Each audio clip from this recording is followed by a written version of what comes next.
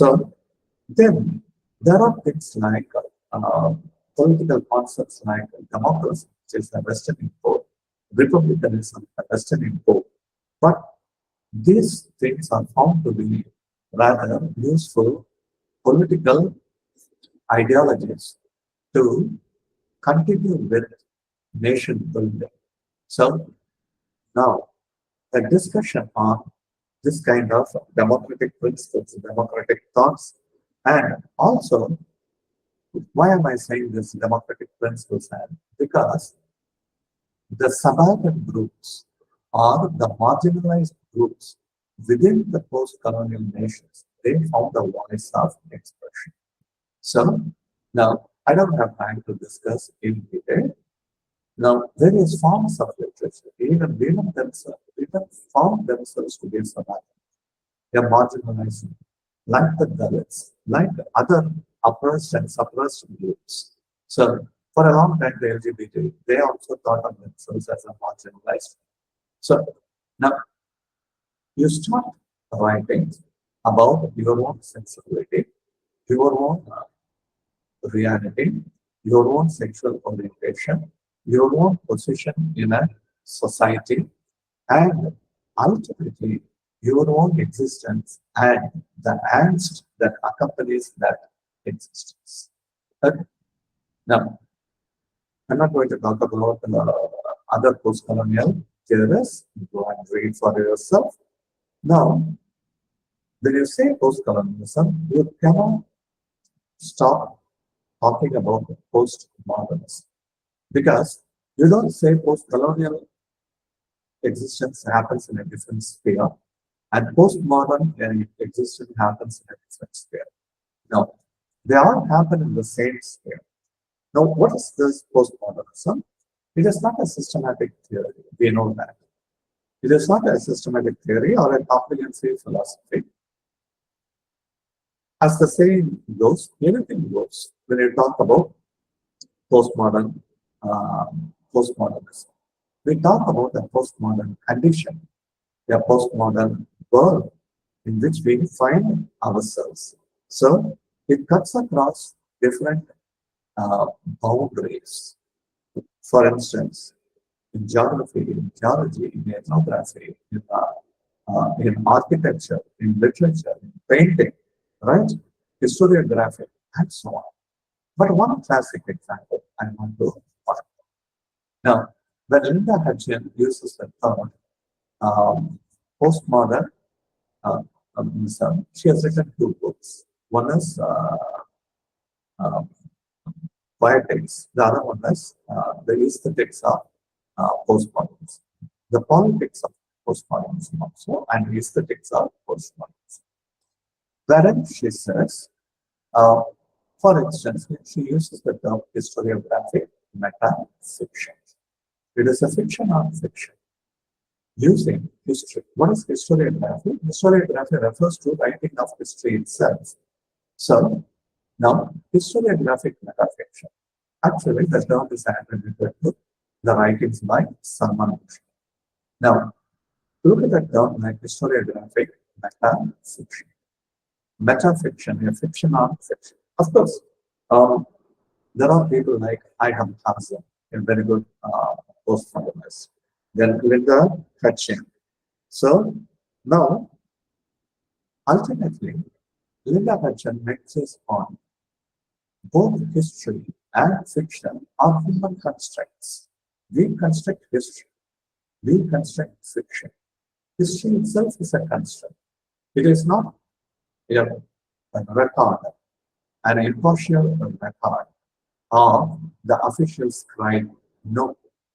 So the way we understand, let us say someone like Shivaji, or the way we understand someone like Akbar, or the way we understand someone like Alexander the Great or Ashoka the Great, it is all the work of the official scribe who has written the history. So now, can I call history a fiction then? Now, anything that is a text or claims itself to be a text, its credence can be questioned or it can be interrogated the claims, the true claims of even history, the true claims of historical incidents, historical events, historical happenings. So, right, I'll stop there. Now, fiction, you're trying to fictionalize even our human lives, and such writings, as a result, are full of ironies, even conundrums, right? And what we call ambiguities, and so on, and fragments. Then there are people like Jean-Francois Lyotard, who talks about incredulity towards meta-narratives of legitimation. Incredulity towards meta-narratives of legitimation. Great works, including religious texts, philosophical texts, they claim to have the last word on truth.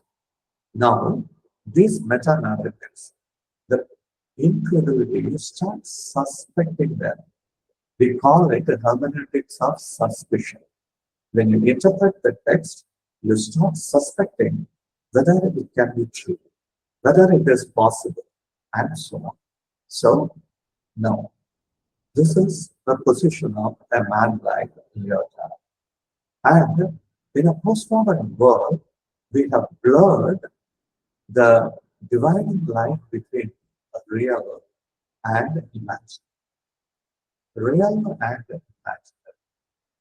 So much so. Now, in reality TV, what we watch a reality, is it real? Right? Is it real? I'll give you my favorite example. Don't get offended. So, you watch a film, a James Bond film, right? In a James Bond film, then James Bond hits the villain, right? He's only pretending, right?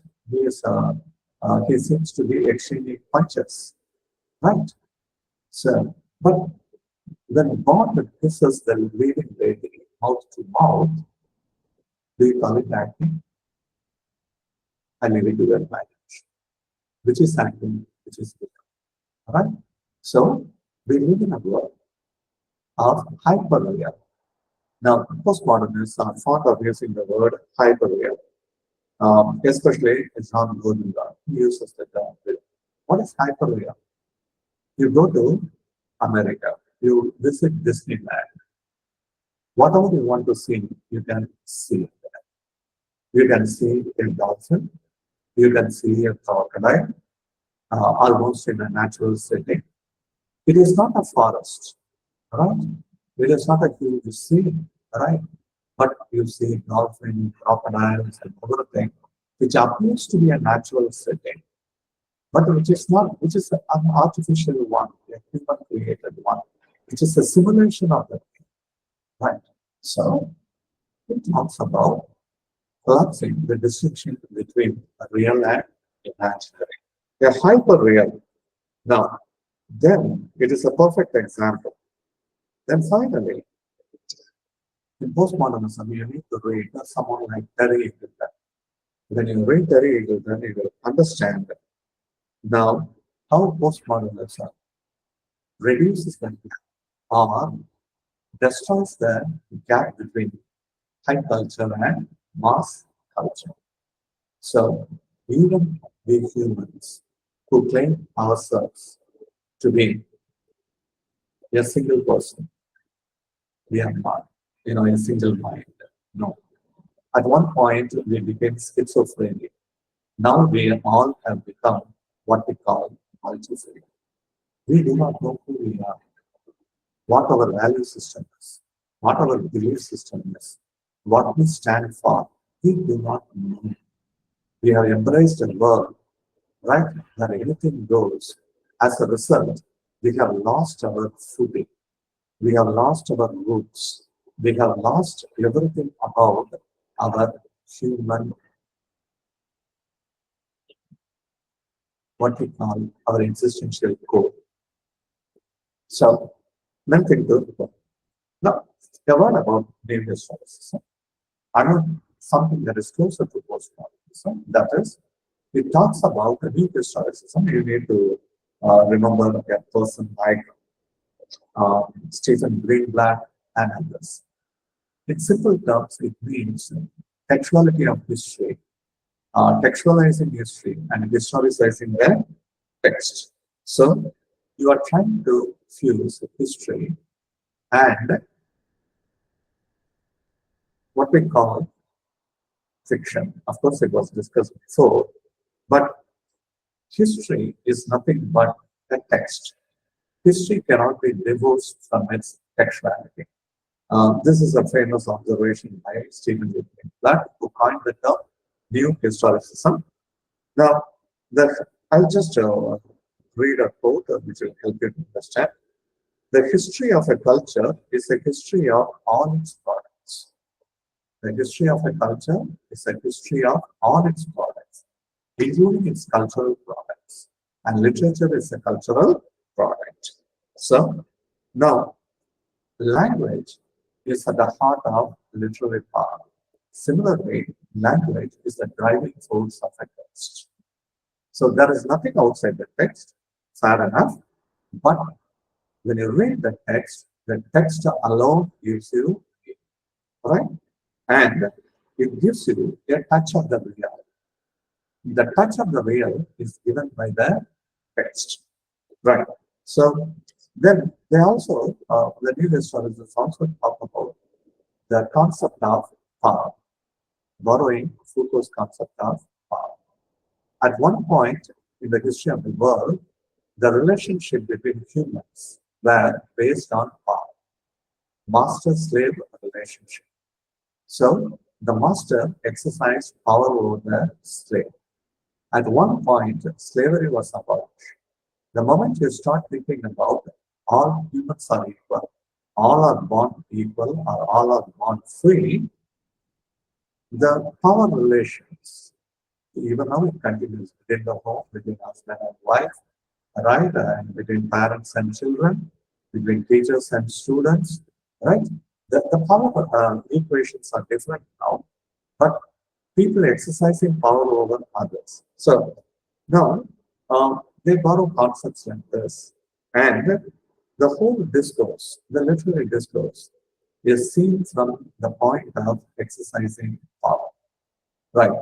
And Marxism is also closely related to it, where Marxism talks about the landlords or people of high culture exercising power over people of so-called lesser culture or over laborers.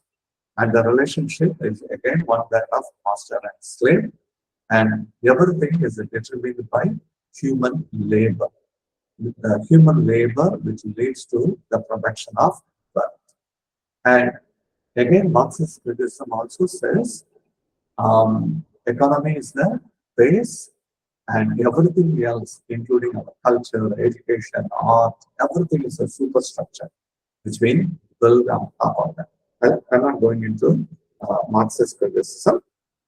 Then, new historicism also takes into account what we call thick description. Now, what is this notion of thick description? In order to understand a culture, in order to understand history, or in order to understand somebody or something in its historical context, you need to have the special bent of mind to understand that native culture or that regional culture or that national culture. So now, otherwise, certain your power of understanding will elude if you fail to understand the local knowledge. Okay, again, it is like Clifford Gates. I'm not getting it. Now, finally, I'll just take a couple of minutes. I said all these things meld.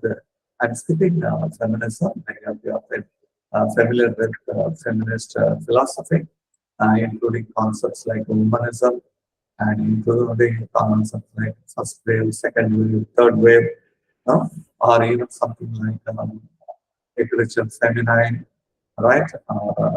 Even things like phallocentrism, and things like that, or when women talk about a literature of their own, you know all that. or even when Judith Butler talks about gender trouble, and how bodies that matter, the human body that matters, and human performativity that matters, all that. Now, cultural studies finally embraces all of this. Basically, whose culture? When it started, it was all about middle class culture, the working class culture, two distinct cultures, the middle class and the working class. The working class, they have a culture of their own, and their relationship is limited to friendship, comradeship. Then the middle class, which is the guardian of moral values in any society. Now, again, it suddenly cultural studies took a different turn. So it started talking about art and culture, people and their way of life. Ultimately, in simple definition, culture is nothing but a whole way of life. So it will take me a lot of time to talk about cultural ethnography, right, and class distinction within a society, and how we are evolving into a consumer, we are evolved into a consumer society, and the consumerist culture, how it has come to occupy our living style, and today even food. Food has become the center of our uh, narratives and our debates and also discourses. So we are more concerned about body, human body, living, right, and living happily, living longer, right, protecting oneself. There are so many things to that, right? We talk about soul food, slow food, fast food, and so on, organic food, and many things to that, because we are concerned about the body shaming. There are many things to our human body, right? And the attention has shifted from mind to body. Now we are talking about both mind and body and things like that. So cultural studies, it talks about shopping centers, visual pleasure, including films, media, and so on.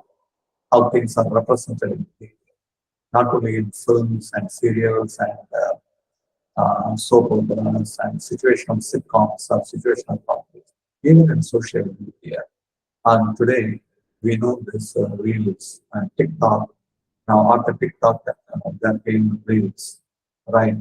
And what people do and, for holding someone's attention for 10 seconds to 15 seconds, they live dangerously, right? There are many things about our society that keeps changing. Many things about our reading habit that has kept changing, right? For instance, we have something called chicklet, where women talking about their own subjectivity, their own sexuality, their own independent lifestyle, many such things. So, literary criticism and literary theories, they take into account all of this. I've given you just a bird's eye view of things. If you want to ask me any questions, you can ask me in about 5 more minutes. So focus on literary theory, anything you like. I have skipped the ego criticism, which is an important one, right? Um, Today we talk about climate fiction, CF, like sci-fi, we had one. Now they may call it cli-fi, I do not know. Maybe that word will emerge in a day, cli-fi or climate fiction. So people are talking about climate and climate change, how it is. There are many things to that. Even we talk about flash fiction, where you write a story in a single line or a couple of lines. We call it flash fiction, right? Many such things. So, right. Thank you for your patient listening.